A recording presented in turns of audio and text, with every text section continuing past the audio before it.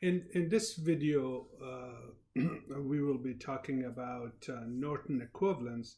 Now, we've had an earlier video, we talked about how to find Norton equivalent in a general sense, and it was a four-step process, which was find the open circuit voltage, call it V Thevenin, find the short circuit current, call it I short circuit or I Norton, then find R Thevenin, and then draw the model. In this case, if we are looking at a circuit that has no dependent source in it, so that's a really important thing to pay attention to, we can take a slight shortcut which would save us some time in finding the Norton equivalent, and of course once we get the Norton equivalent, finding the Thevenin equivalent, it will be very easy as well.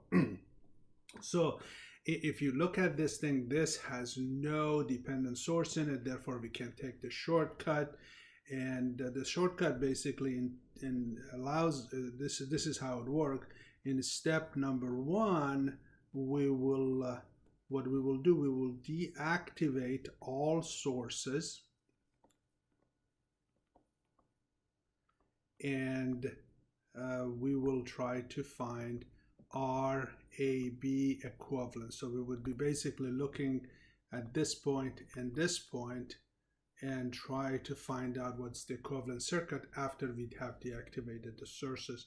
And whatever RAB becomes, that is our R Thevenin. A lot easier than doing KCL, KVL, trying to find V open circuit, I short circuit, of course. Now, what does it mean to deactivate source? We've talked about this earlier, but it's worth going through it again. Is if I've got a voltage source and my goal is a voltage source job is to deliver voltage. So if you deactivate it, it's not going to be able to do its job. We're going to get V0, which the only way we can guarantee something has a voltage of equal 0 is if we short across it. And then now the question is, what about current source? The same logic applied. We said, okay, current source is deactivated when current is equal to 0, which the only way we can guarantee that is open.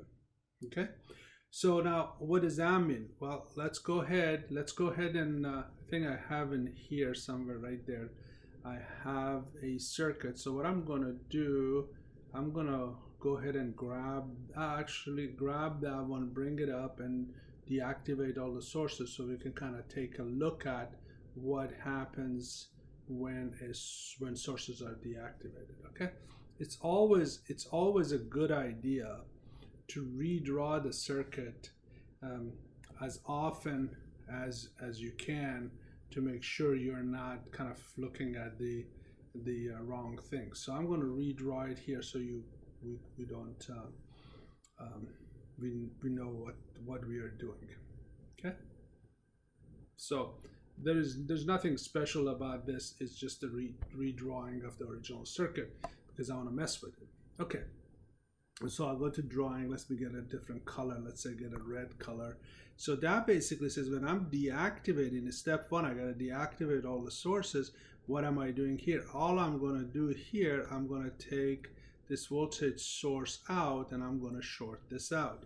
What am I going to do with the current source? The current source, what I'm going to do, I'm going to take it out and it's going to be an open here. Okay, and eraser might work better. So basically, it's gone.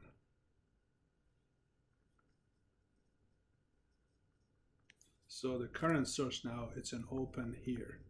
Okay, so now all I need to find out is the R equivalent with respect to AB, which is really simple. This is open, so really doesn't play a role. This is the parallel with short, again, doesn't play a role. So if I want to find out, and this is where some folks, when they do it for the first time, they get confused whether the 15K is in series or in parallel. Okay, and it's important to redraw it just to make sure you convince yourself that you have the right form. Okay, so the 10K and the 5K, if you look at them, they come from B comes around to the A, so 10K and 5Ks are here. So actually these two are in series, so it will be 15K.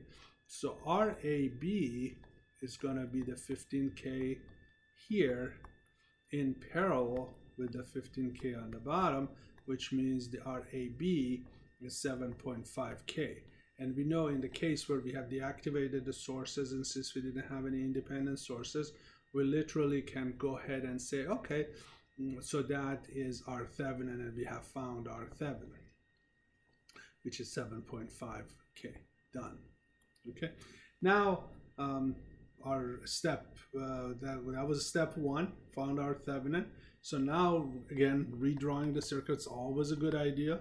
Step 2, we're going to short across the 2 points A and B and find I short circuit, which basically says we're going to take this, we're going to short it here, which basically means that once we have done that, then the effect of this piece is gone, and effect of the 15K will have no effect on our circuit. More or less, you can kind of say this is gone, and so I short circuit would be the current that flows in here. Okay, let's get a different color pen.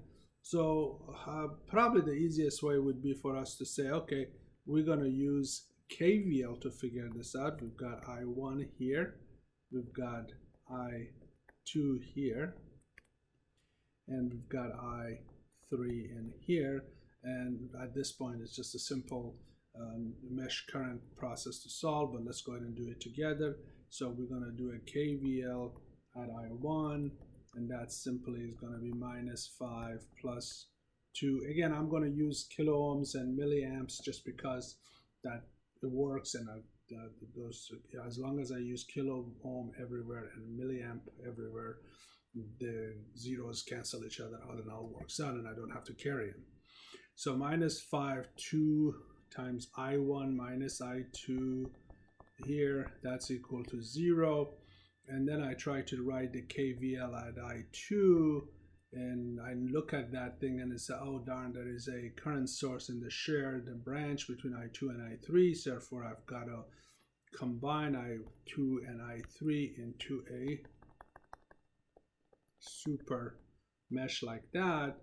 And now no problem, we can write that. That's going to be 2 times I1 minus I2 plus 15, 10 plus that I3, and all that equal to 0. Since I have a super node, I have to write a super mesh. I have to write a super mesh equation, which simply relates I1 and I2. I know that I2 and I3, I see that I3 is going this way, and I2 is subtracting from that. Since I3 is in the direction of the current, we have to write it as I3 minus I2 equal to 10. Great. So I've got 3 equations, 3 unknowns. We've done that. Hopefully you've done that many times. You can use your calculator, do substitution, or any other technique you like to use, and you'll find out that I2 is equal to minus 29 over 3 milliamp, which is great. So what does that mean? That basically means the current I2, as you notice, I2 and I short circuit are the same thing. Great. So I have found my I short circuit, or I Norton. Another name for this is I Norton. Right. So that is done. I have all I need. I have all I need between step 1 and 2 to do my final steps. Step 3, draw the Norton equivalent, which is going to be the current minus 29 over 3 milliamps, and then boom, 7.5 kilo ohms is a valued resistor. Here is A, and here is B. Here. Of course, if somebody asks you to do the Thevenin at that point, is pretty easy, because although that wasn't asked, but if somebody asks you to draw the Thevenin equivalent, once you have the Norton equivalent, it's very simple, because all you have to do is V Thevenin. You know V Thevenin is I short circuit times R Thevenin, and so it's 29 over 3 minus times 7.5, whatever that number is, and that is in volts, because this was kilo ohms, this is milliamp, so volt is the answer. Therefore, we just draw this plus minus 29 over 3 times 7.5 volts, and then resistor.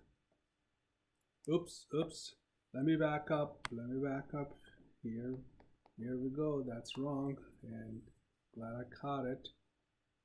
That's the Norton to R Thevenin must be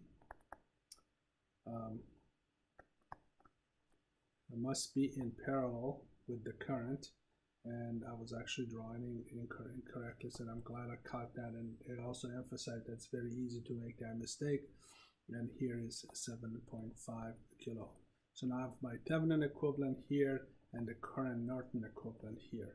Okay, so really important to pay attention to what we're doing. Again, once you have done enough work to find the Thevenin equivalent, Norton equivalent is very easy, and vice versa. Okay, so this shortcut or this simplification only works if you have no dependent source. That's a really important point to remember.